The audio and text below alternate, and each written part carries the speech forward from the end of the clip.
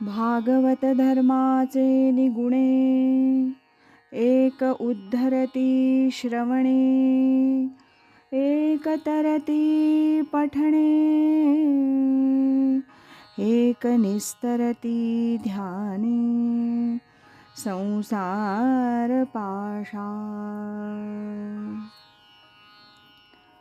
पूजनीय स्वामी कृष्णानंद लिखित शुक उवाच श्री एकनाथी भागवत भावार्थ कथा या ग्रंथातील आज ऐकूया पुष्प 9 गुणावगुणातून गुरुतत्वबोध याचा भाग 7. 24 गुरूंच्या विवरणानंतर यदुराजाच्या मनातील मानव गुरु या विचारांचं विवरण करताना अवधूतांची वाणी अधिकच तेज झाली. आता ते अनुभव कथा सांगत नव्हते, तर स्वतःचे स्पष्ट विचार प्रबोधित करीत होते. त्यांनी प्राप्त केलेल्या अवस्थेतून ते इतरांचं कल्याण करण्याच्या हेतूनं बोलत होते. यदुराजा, आपण ज्ञानाच्या खोल दालनात जातो आहोत असं वाटल्यानं तो अधिकच सहजतेनं ऐकत होता. अवधूत सांगत होते, राजा, लक्षावधी जन्मांचे फेरे संपवून नरदेह लाभला आणि तो त्यानं असा विषय विकारात बुडवून टाकला तर त्यानं स्वतःलाच नागवलं असं होतं. उदाहरण सांगायचं तर सर्पानं बेडकाला तोंडात धरलंय. आता सर्प त्याला कोणत्याही क्षणी गिळणार हे ठरलेलं असताना स्वतःच्या मुखासमोर एखादी माशी दिसताच त्या बेडकानं ती धरण्याचा प्रयत्न करणं हे जितकं हास्यास्पद आहे तसं हे आहे. देहाची, त्याच्या सुखाची कोणती शाश्वतता नसताना त्या देहाचाच विचार करणं हे स्वतःला नागवणं आहे. जीवाच्या ठायी वासना असणारच, त्या प्राण जातानाही आपला विसर पडू देत नाहीत. माणूस त्यात गुरफटतो आणि जन्म मरणाचा त्याचा फेरा सुटत नाही. ब्रह्मज्ञान प्राप्तीविना गेलेला नरजन्म हा शेपूट तुटक्या गर्दभासारखा आहे. आधी गाढवाला शेपटीचा वापर गाई बैलासारखा करता येत नाही, त्यातून ती तुटकी असावी, तसा तो मानव समजावा. मग तो मोठा पंडित असेल किंवा कौपीनधारी संन्याशी असेल, जर त्याला सत्यज्ञानाची ओळख नसेल तर त्याचं ते ज्ञातेपण, संन्याशीपण व्यर्थ आहे असंच समजावं. 4 पुरुषार्थांपैकी तो केवळ अर्थ कामाच्या मागे लागला, त्याला धर्माची चाड नसेल आणि मोक्ष या 4थ्या पुरुषार्थाचा विचारही मनाला शिवत नसेल तर तो पशुहून हीन समजावा. अरे, पशुजवळ संग्रहवृत्ती नसते, मिळेल त्या आहारावर ते गुजराण करतात. त्यांना कोणाचा राग लोभ नसतो, फक्त ऋतुकालीच ते कामभोग घेतात. त्यांना षड्रिपूंचे बंध नसतात, त्यांना उद्याची चिंता नसते. मानवाला पशुपेक्षा उच्च दर्जाची बुद्धी असताना तो बंधनात पडतो आणि स्वतःचा घात करून घेतो. अवधूतांचं हे भाष्य ऐकताना यदुराजाला आपल्या मनातील शंकांची उकलच होत आहे असं वाटत होतं. तो मनोमन भारावला होता, तितकाच प्रभावित झाला होता. अवधूतांनी मानवी जीवनाचं समग्र चित्र डोळ्यासमोर उभं केलं होतं. ते इतकं पारदर्शक होतं की प्रत्येकाला ते आपलंच वाटावं. ज्याच्याजवळ थोडा विचार आहे तो अंतर्मुख झाल्याशिवाय राहणार नाही. 24 गुरु सांगताना प्रत्येकाच्या अवलोकनातून वेगवेगळा बोध होणं ही साधी गोष्ट नाही, कुणाला सहज जमणारी नाही. त्यासाठी शुद्ध भाव असायला हवा आणि डोळस वृत्तीनं जगाकडे पाहता यायला हवं. शेवटी गुरु म्हणजे काय? व्यक्ती का शक्ती?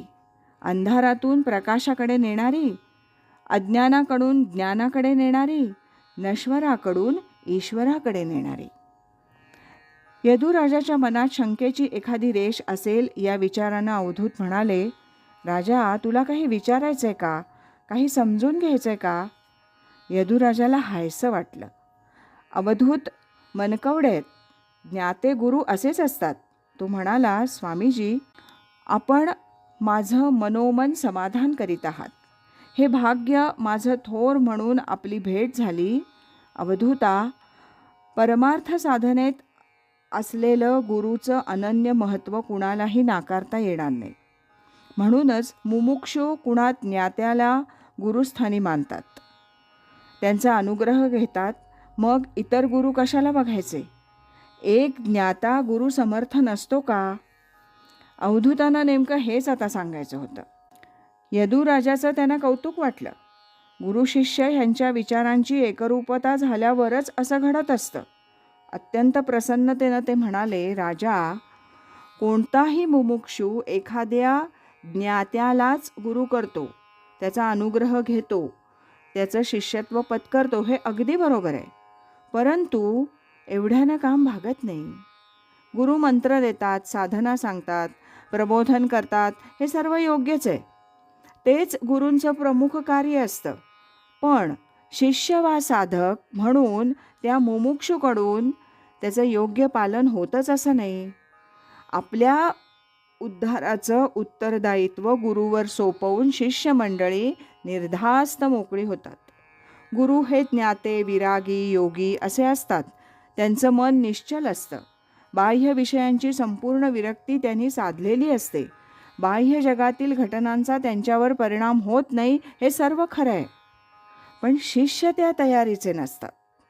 गुरुमंत्र, गुरुबोध ह्याचा अर्थ त्यांच्या अंतःकरणात पूर्ण झिरपलेला नसतो. याचं कारणही योग्यच असतं. त्यांच्या मताचा कल हा भौतिक विषयातून दूर गेलेला नसतो. गुरुबोध ऐकताना ते तल्लीन होतात, पण व्यवहारात लीन झालेले नसतात. मनाची अहंता, ममता अजून तशीच असते. गुरुनं सांगितलेली साधनाही ते करतात, पण त्यांचं अवधान त्यात राहत नाही. त्यांना गुरुमंत्र मुखोद्गत असतो, पण तो त्याला मंत्रमुग्ध करीत नाही. मंत्रानं गात्रनगात्र पवित्र व्हावी लागतात. हे सर्व हळूहळू होणारं असतं. त्यासाठी काही काळ हा जावाच लागतो. म्हणून राजा त्यांना त्यांच्या अवतीभोवती वावरणाऱ्या प्राणीमात्रांचं उदाहरण चटकन पटतं. गुरुबोधाशी समन्वय साधण्यासाठीच अन्य गुरुचा आधार घ्यायचा. त्यात काही ग्राह्य आणि काही त्याज्य असं असतं. ते डोळस वृत्तीनं पाहावं लागतं. गुरु ही अंधारातून प्रकाशाकडे नेणारी व्यक्ती असते.